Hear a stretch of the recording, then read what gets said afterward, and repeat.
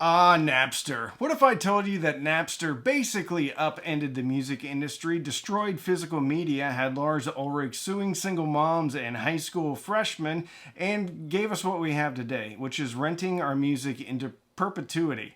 You would totally believe me, right? But what if I told you that was just the beginning, and that Napster has been bought and sold over 6 times, and it's so complicated that nobody can really understand it, even when you make an entire video about it. And against all logic, they were purchased for over $200 million this year. And the weirdest thing about the OG Napster, you know, the one that was allowing people to share copywritten music, is that they seem more legit than the supposed legit Napsters of today. This is one crazy story.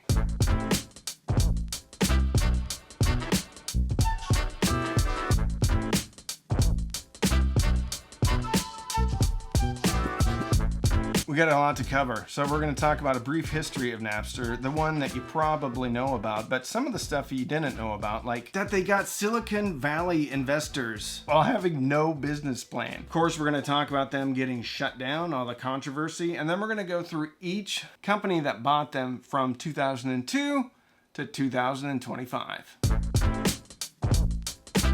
This is the Opera browser. Not only can it take you to your favorite Beanie Baby and Garbage Pail Kids forums, but you can also listen and control the sweet musical stylings of Amazon Music, YouTube Music, Apple Music, Deezer, as well as other streaming services. I have my player right on the sidebar, and I can detach it and move it anywhere, so I have instant access to skip tracks. Opera also has a neat little feature. You can pop out any video that you're watching and put it anywhere on your screen. Opera also has Area, which is pretty smart, and you can easily pull it up with Command plus /. Aria can do all sorts of stuff, like helping you research your next project, creating images, recognizing images. My favorite feature is split screen. I only use one monitor, so it's super easy with split screen. You just pull down one of the tabs and boop. Now you have 2 windows perfectly aligned. If you have a bunch of tabs open too, they have tab traces. The tab you used most recently is going to have a dark underline, and the other tabs that you've used less recently will have an underline, but it'll be less bold. Also, Tab Island. It's a group of tabs that kind of fit together. So if I'm working on a video about vintage audio, I may have 3 or 4 different tabs open. Some pictures of Marantz receivers, the history of Harman Kardon. All those tabs will live together on a tab island. You can change or design the themes around what you want, change the colors, change the background. So check out Opera today. There's a link in the description. Thank you, Opera, for sponsoring today's video. In late 1998, Sean Fanning, in his dorm room, frustrated with how long it takes to download music, got an idea. And he was a smart guy, so he started coding stuff in his dorm room. In early 1999, he started testing out the service with his friends. In June of 1999, Napster launched to the public. Napster was a peer-to-peer sharing program, which basically means if you have something on your computer, you get on the old Napster, and then you can share all of your White Lion CDs with anybody. Anywhere. Unlimited downloads of free music, and the only thing that was limiting you was your modem that was terribly slow. Sean Parker, another Sean, who was later a Facebook executive, also came in to raise money for Napster, which is very interesting, and we're going to talk about that a little bit later. Of course, everybody loves free music, so the Napster got really big, really fast. Besides stealing music, the other cool thing about Napster was how fast it was. The music was MP3s, which is a smaller compressed version of a much bigger WAV file. So it was a lot faster to download music. But overnight, music became free. And there was a huge cultural shift from going to the record store to pick up a CD to pulling up Napster and downloading Milli Vanilli's entire discography. And it got to the point where ISPs were actually throttling college campuses because there was so much traffic on Napster. Nobody was getting paid, and because it was an MP3, even though it's compressed, there was no degradation of the music quality like there was when it was dubbed onto a cassette. Plus, it was at scale now. Anybody could do it. There was a bit of an industry freakout, and Metallica discovered a demo of I Disappear on Napster. And they sued Napster directly, and also thousands of individual users. Dr. Dre also jumped in and started suing people. And then the RIAA followed suit by filing a lawsuit on behalf of all the major labels. The public was kind of split on it. Most people thought it was cool and awesome. Bunch of legal battles, but we all know what happened. Napster gets shut down. The interesting thing was they shut down July of 2001, but they didn't file for bankruptcy until 2002. It's because they were scrambling around and trying to start a legitimate business, and they even tried to partner with Bertelsmann, which is a German media conglomerate. And the craziest thing of all is Napster made no money. And they didn't really plan on making money. At their peak, there was between 60 to 80 million regular users. No ads, no fees, no nothing. They were making no money, and they had to have a bunch of servers everywhere. There were some ideas on how to make money, but most of those ideas came when they started getting sued. So they played around with a subscription model. They played around with putting ads up and tried to put ads up for a while. They even reached out to the labels and wanted to partner up with them. It's kind of too little too late, though, at that point. And a lot of people were running scared because they were getting letters from their ISPs or getting sued outright. So the allure of going to Napster and downloading music kind of went away very quickly. So in 2001, they were forced to shut down, but guess what happened in 2002?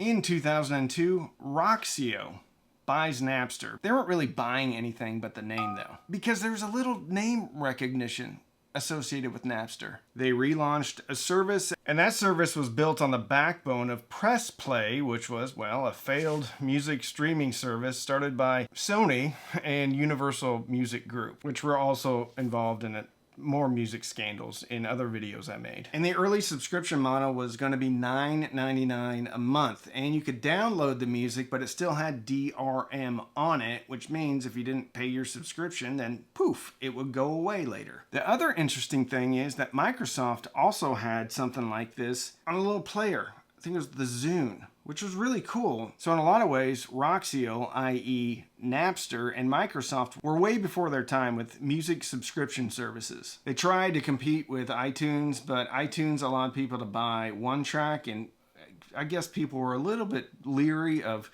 downloading music from Napster, even if now it was legit and you wouldn't get sued. So you may remember Roxio was actually a CD burning software. Sometimes reality is stranger than fiction. So you have a CD burning software company that buys Napster and completely rebranded itself as Napster Inc. and was actually publicly traded for a while. But you couldn't burn the downloaded tracks from Napster, i.e. Roxio. So Roxio buys Napster, becomes Napster, sells Roxio. Strangely, it actually kind of did well initially, but then the stock price just continued to fall. They were struggling. They launched Napster to Go, which was a abysmal failure, and then somebody came in and bought all the shares, and you'll never guess who that was.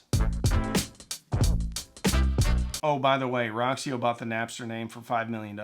But Best Buy in 2008 bought Napster Inc. for $121 million in cash. So free to $5 million when Roxio bought them and then became Napster Inc. to $121 million from Best Buy. And what they tried to do is bundle Napster with all of their products, like MP3 players and laptops. However, that strategy failed. People could wrap their brains around iTunes and spending 99 cents per track, but nobody could quite wrap their brain around renting music.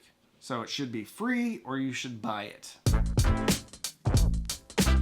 In 2011, Rhapsody came in and kind of bought Napster. But what they really did is they gave Best Buy an equity stake in their company, and the actual number was never public. Some industry experts think that it was basically worth about $12 million in cash. Rhapsody was another streaming service, and it was never really big in the US, but in Europe it gained a little bit of traction. Eventually, Rhapsody drops its name and also becomes Napster. However, iTunes became Apple Music, and oh yeah, little company called Spotify jumped into the pool. What Rhapsody was really after was the Napster user base. But I think in these executives' minds, they just remembered the 60 to 80 million users of Napster when it was, not legit. And the actual Napster, which actually was Roxio and then bought by Best Buy, only had about 500,000 users. But people still thought there was value in the Napster name. Even though Roxio failed with it and Best Buy failed with it, well, now Rhapsody is going to make it work. And guess what? They didn't.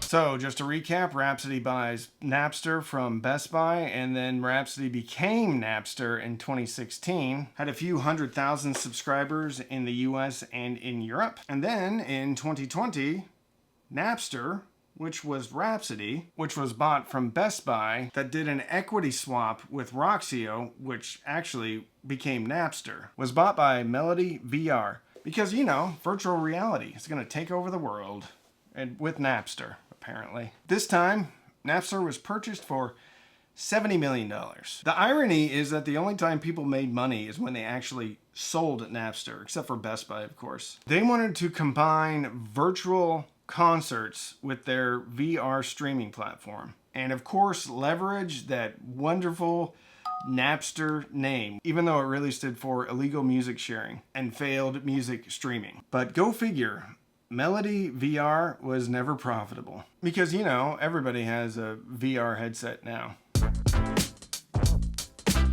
Okay, in 2022, Melody VR sold Napster to a Web3 investor consortium led by Virtual Hive Mind Capital and the Algorand blockchain. Nobody knows how much money they spent on it, but I'm pretty sure it was less than $70 million.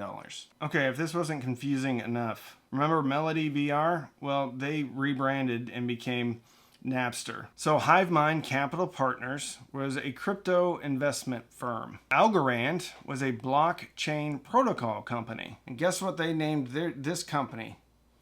Napster. They wanted to make it into a Web3 music ecosystem. What is Web3?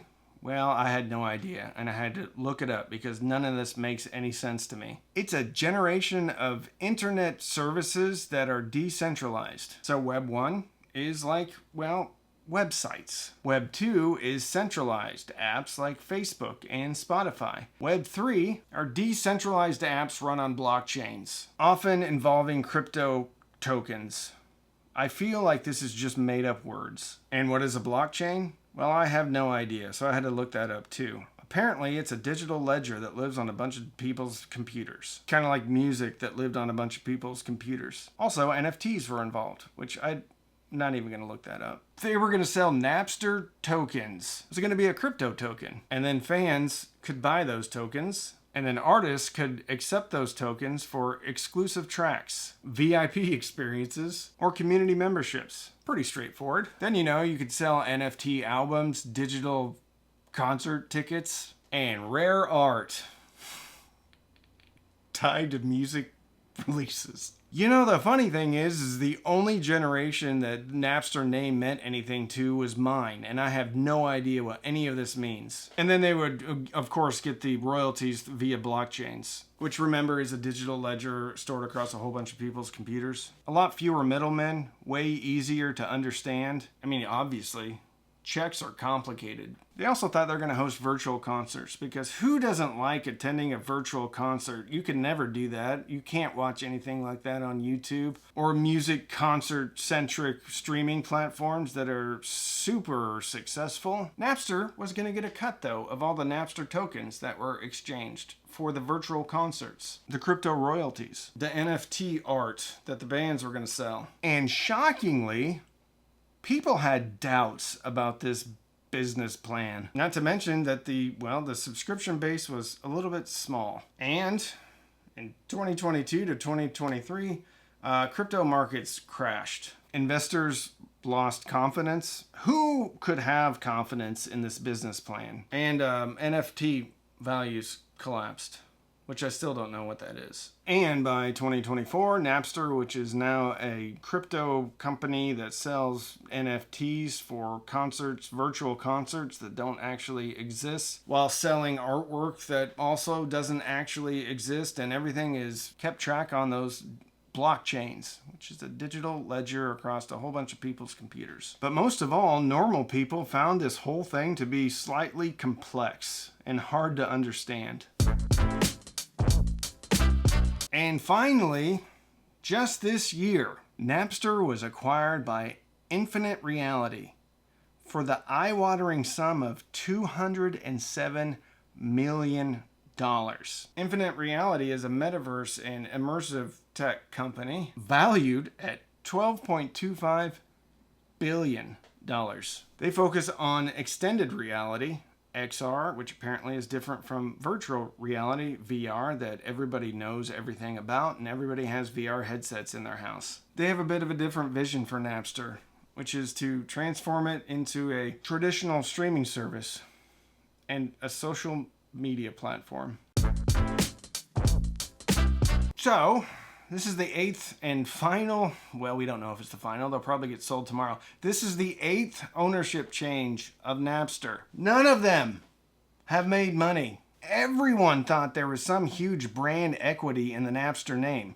Roxio changed their name, Melody VR changed their name, that Web3 investment consortium changed their name, went from legitimate music streaming service to weird crypto blockchain stuff for artists that is easy to understand, and of course everybody would want to jump on that bandwagon. Here's my takeaway on Napster. It's basically the restaurant that keeps going out of business and then somebody else opens up another restaurant in the same location thinking that it's going to be awesome and they're going to make it and they're going to be different, and they keep getting the same results because it's Napster. And the only people that know Napster are my generation, and we used it to get free music. It's not associated with whatever these companies want to associate with it, and they're paying millions for it. Which leads me, I have no idea what the executives are talking about when they make the decision to go buy Napster once again. I'm literally flummoxed. I don't understand why they would buy Napster. It would be like if MySpace sold for $207 million. Everybody knows what MySpace is. But let's say a VR company or some AI company bought the MySpace name. Why? And yet it still continues on.